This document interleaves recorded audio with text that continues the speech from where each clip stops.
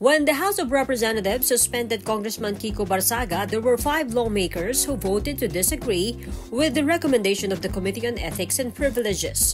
One of them was Batangas Representative Leandro Legarda Leviste.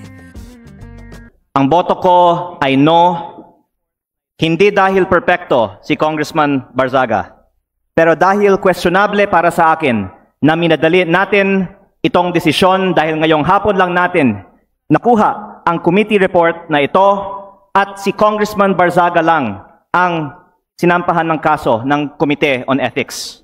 Leviste said the House should have prioritized other more serious concerns than the case of Barzaga. Ang boto ko ay no, lalo na dahil inuuna natin ang kaso niya kaysa sa mga mas seryosong isyong kinakaharap ng isa sa mga kasamahan natin. Isang kapwa kong Batanggenyo na nandito ngayon na bumoto sa kaso ni Congressman Barzaga.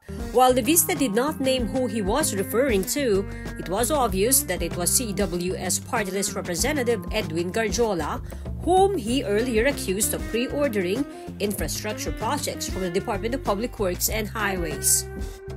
Habang hindi man lang natin pinaglalaanan ng masusing atensyon ang mas mabigat na aligasyon, lumalabas na parang okay lang magnakaw sa Kongreso. Nakatala na sa kasaysayan na sa gitna ng matinding kontrobersiya sa korupsyon, ito ang inuna ng Kongreso at parang lang walang mali sa ginagawa ng isa sa ating kasamahan at tayo mismo ay ngayon sumisira sa imahe ng Kongreso. Mahiya naman tayo.